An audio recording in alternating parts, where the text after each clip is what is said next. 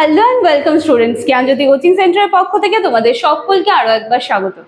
আমাদের আলোচনার বিষয় শুরু হয়েছিল শিক্ষা দর্শনের মধ্যে সম্পর্ক নিয়ে, যার মধ্যে শিক্ষার উপর দর্শনের প্রভাব নিয়ে আমরা আলোচনা শুরু করেছিলাম এবং অলরেডি 3টা পয়েন্ট কমপ্লিট করে ফেলেছি। ঠিক আছে, আজকে আমি 4 নাম্বার এবং 5 নাম্বার পয়েন্ট নিয়ে কিন্তু আলোচনা করব। ঠিক আছে, যেটার মধ্যে শৃঙ্খলা স্থাপন রয়েছে এবং শিক্ষকের ভূমিকা রয়েছে। এই দুটো পয়েন্ট নিয়ে কিন্তু আজকে আমাদের আলোচনার বিষয় বা আজকে আমাদের ক্লাস। আজকে ক্লাস বা আলোচনার বিষয়টা শুরু করার আগে আমি তোমাদের একটু বলে নিতে চাই, তোমরা যারা আমাদের জ্ঞানজ্যোতি কোচিং সেন্টারের সাথে যুক্ত হতে চাইছো বা আমাদের জ্ঞানজ্যোতি কোচিং সেন্টারের একটা পার্ট হতে চাইছো, তার জন্য কিন্তু তোমাদের সকলকে ওয়েলকাম। এবং আমাদের সাথে সরাসরি যুক্ত হতে গেলে তোমাদেরকে এখানে কর্নারে দেওয়া 2টি নাম্বারের মধ্যে যে কোনো একটি নাম্বারে কিন্তু যোগাযোগ করে নিতে হবে। এই নাম্বার দুটি হলো আমাদের জ্ঞানজ্যোতি কোচিং সেন্টারের অফিসিয়াল হেল্পলাইন নাম্বার। এই 2টি নাম্বারের মধ্যে যে কোনো একটি নাম্বারে কল করে তোমরা আমাদের সাথে কিন্তু যুক্ত হয়ে যেতে পারছো। এছাড়া তোমাদের কোর্স ফি নিয়ে বা তোমাদের সাবজেক্টস নিয়ে কিছু কনফিউশন থাকলেও কিন্তু তোমরা এই 2টি নাম্বারে কিন্তু কন্ট্যাক্ট করে নিতে পারো। কথা না বাড়িয়ে আমি আজকে আলোচনার বিষয়টা শুরু করছি। মেইন আমাদের কি ছিল যে শিক্ষার উপর, যেই শিক্ষা তার উপরে দর্শন কি প্রভাব রাখে, এটা নিয়ে কিন্তু আমাদের আলোচনার বিষয় ছিল। তো তার মধ্যে আজকে আলোচনা করবো আমরা শৃঙ্খলা স্থাপন নিয়ে। ঠিক আছে, এবং আর তারপরে রয়েছে শিক্ষকের ভূমিকা। তো শৃঙ্খলা স্থাপন মানে কি, মানে ডিসিপ্লিন। দেখো, শিক্ষা যেটা আছে সেটা গ্রহণ করতে গেলে কিন্তু অবশ্যই একটা ডিসিপ্লিনের দরকার হয়। এবং যখন একজন ব্যক্তি বা একজন ছাত্রের জীবনে এই শৃঙ্খলা বা ডিসিপ্লিন এই ব্যাপারটা যখন একেবারে পরিপূর্ণভাবে থাকবে, সে কিন্তু তখন নিজেকে একজন সুন্দর ব্যক্তিত্বের অধিকারী হিসেবে গড়ে তুলতে পারবে। এবং এই শৃঙ্খলা শুধুমাত্র যে স্কুল জীবনেই আমরা দেখতে পাই সেটাও কিন্তু না, আমরা আমাদের এন্টায়ার লাইফে মানে জীবনটাকে অতিবাহিত করার জন্যও কিন্তু আমরা সকলে সবসময় একটা ডিসিপ্লিন মেনটেন করে চলি। তো সেই রকমই এখানে শৃঙ্খলা স্থাপনের কথা কিন্তু বলা হয়েছে।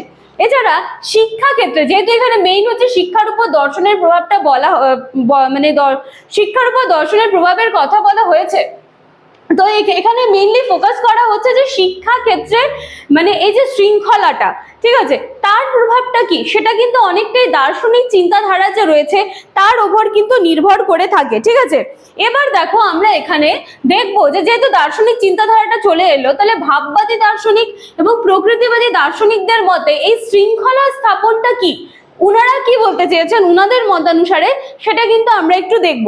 দেখো, এখানে বলা হয়েছে যে ভাববাদী দার্শনিক যারা রয়েছে, এই প্রথমটা, ঠিক আছে, ভাববাদী দার্শনিক, আশা করছি তোমরা কিন্তু দেখতে পাচ্ছ এই পাশ থেকে। হ্যাঁ, ভাববাদী দার্শনিকরা মনে করেন যে মানে শিক্ষকের যেই আচরণ রয়েছে, শিক্ষকের যে ব্যক্তিত্ব রয়েছে, তার প্রভাব কিন্তু কোনো না কোনো ভাবে তার মানে স্টুডেন্টস যারা রয়েছে তার উপরে কিন্তু পড়ে। তাহলে এক্ষেত্রে কি হচ্ছে, দেখো তো, একজন যিনি শিক্ষক উনাকেও কিন্তু একটা শৃঙ্খলাবদ্ধ কিন্তু জীবনযাপন করতে হচ্ছে। তিনি যখন নিজে একটা সুন্দর সুশৃঙ্খল ভাবে নিজের জীবনটাকে অতিবাহিত করবেন, একটা ডিসিপ্লিনের মধ্যে থাকবেন, তখনই কিন্তু তার প্রভাব তার যে ছাত্রছাত্রী রয়েছে তার উপরে কিন্তু পড়বে বা তাদের উপর কিন্তু সেটা পড়বে। এবং সেটা কোন ক্ষেত্রে বলা হচ্ছে, ভাববাদী দার্শনিকরা কিন্তু এই কথাটা মনে করছেন। ইভেন ভাববাদী দার্শনিকদের মতে যে শৃঙ্খলার যে কথাটা বলা হয়েছে, তারা কিন্তু নির্যাতনমূলক শৃঙ্খলার তত্ত্বে কিন্তু বিশ্বাসী। ঠিক আছে, এই কথাটা বলা হয়েছে। এরপরে রয়ে গেল, দেখো, প্রকৃতিবাদী দার্শনিকরা। প্রকৃতিবাদী দার্শনিকদের মতে কি মনে করা হচ্ছে, প্রকৃতিবাদী এবং প্রয়োগবাদী, এ দুটো আমি একবারেই বলে দিচ্ছি যে প্রকৃতিবাদী এবং প্রয়োগবাদী যারা দার্শনিক রয়েছে তারা আবার কিন্তু মুক্ত শৃঙ্খলার কথা বলেছেন। যেখানে আমরা দেখতে পাচ্ছি যে ভাববাদী দার্শনিকরা কিন্তু নির্যাতনমূলক যে তত্ত্ব রয়েছে সেই ধরনের শৃঙ্খলার কথা বলেছেন, কিন্তু প্রকৃতিবাদী ও প্রয়োগবাদী দার্শনিকরা আবার মুক্ত শৃঙ্খলার কথা কিন্তু বলছেন। ঠিক আছে, মুক্ত শৃঙ্খলার কথা বলছেন এবং শিক্ষার্থীদের সম্পূর্ণ যে স্বাধীনতা দেওয়ার কথা বলা হয়েছে সেই কথাটা কিন্তু এই ক্ষেত্রে বলা হয়েছে। তাহলে আমরা এখানে দেখতে পাচ্ছি যে শিক্ষায় যেই শৃঙ্খলার ব্যাপারটা সেটা দার্শনিক দিক থেকে অবশ্যই নিজের একটা জায়গা রাখে, দার্শনিক চিন্তাধারার নিজস্ব একটা জায়গা রাখে। তো সেই সূত্রে আমরা দেখলাম যে ভাববাদী দার্শনিক এবং প্রকৃতিবাদী দার্শনিক দুজনের কিন্তু আলাদা আলাদা মতবাদ আমরা দেখতে পেলাম। আচ্ছা, এরপরে দেখো শিক্ষকের ভূমিকা। অবশ্যই শিক্ষার ক্ষেত্রে শিক্ষকের ভূমিকা কিন্তু রয়েছে। শিক্ষাকে যদি আমি একটা বাড়ি হিসেবে কল্পনা করি, শিক্ষক কিন্তু সেই বাড়িটার কিন্তু পিলারগুলো, ঠিক আছে, পিলারগুলো যদি ঝুরঝুর করে ভেঙে পড়তে থাকে, তাহলে কিন্তু যত সুন্দর শিক্ষা ব্যবস্থা গড়ে তোলা হোক না কেন, শিক্ষক যদি সেখানকার মেরুদণ্ড না হয়, তবে কিন্তু সেই শিক্ষা ব্যবস্থা খুব বেশি দিন কি মানে সেই শিক্ষা ব্যবস্থায় কল্পনাই আমরা করতে পারি না শিক্ষক ছাড়া। তো ঠিক সেইভাবে এখানে শিক্ষকের ভূমিকার কিন্তু কথা বলা হয়েছে, ঠিক আছে। এবং এই সূত্রও কিন্তু আমরা দেখতে পাচ্ছি যে ভাববাদী বা ভাববাদ যে শিক্ষা ব্যবস্থা রয়েছে সেখানেও কিছু আলাদা মতবাদ রয়েছে, আমি একটুখানি সেটা আলোচনা করে দিচ্ছি। দেখো, ভাববাদী শিক্ষা ব্যবস্থায় শিক্ষকের ওপর কিন্তু সমস্ত রকমের যে গুরুত্বগুলো রয়েছে সেটা আরোপ করা হয়েছে। এখানে মনে করা হচ্ছে যে গুরু ছাড়া শিক্ষা কিন্তু সম্পূর্ণ নয়, যেটা আমি বললাম যে শিক্ষক ছাড়া শিক্ষাকে আমরা কখনো কল্পনা করতে পারি না, এটা সম্ভবই নয়, ঠিক আছে। এবং অপরদিকে প্রকৃতিবাদী যারা রয়েছে, প্রকৃতিবাদীদের মতে শিক্ষকের ভূমিকা হবে একটা দর্শকের। তিনি শিক্ষার্থীদের বিকাশের জন্য আদর্শ একটা পরিবেশ গড়ে তুলবেন এবং শিক্ষার্থীদের স্বাধীনভাবে কাজ করার সুযোগ দেবেন। এবং শিক্ষার্থীরা যখন সেই সুন্দর একটা ফ্রি একটা পরিবেশ পাবে তখন তাদের দ্বারা করা যে সুন্দর অ্যাক্টিভিটি গুলো সেইগুলো কিন্তু শিক্ষকরা খুব সুন্দরভাবে সেটাকে দেখবেন, পর্যবেক্ষণ করবেন, মানে সেটাকে কিন্তু দর্শক হিসেবে কিন্তু সেটাকে দেখবেন।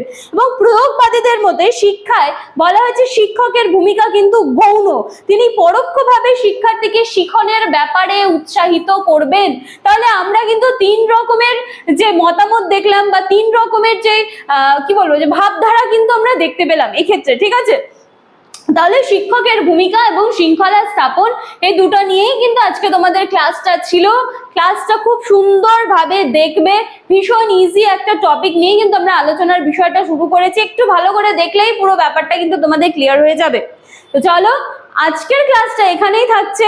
ক্লাসটি ভালো লাগলে লাইক, কমেন্ট, শেয়ার, সাবস্ক্রাইব করতে কিন্তু ভুলবে না। নিজেরা দেখবে এবং তোমাদের নিজেদের ফ্রেন্ড সার্কেলে যাদের এডুকেশনটা রয়েছে তাদের যদি দরকার হয় তাদের কাছেও ভিডিওটা একটু শেয়ার করে দিও, তারাও উপকৃত হবে।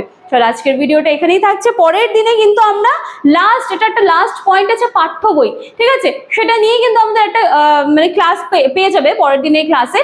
তো আজকের ভিডিও বা আজকের ক্লাস আমি এখানেই শেষ করছি। দেখা হচ্ছে পরবর্তী দিনের ক্লাসে। Thank you.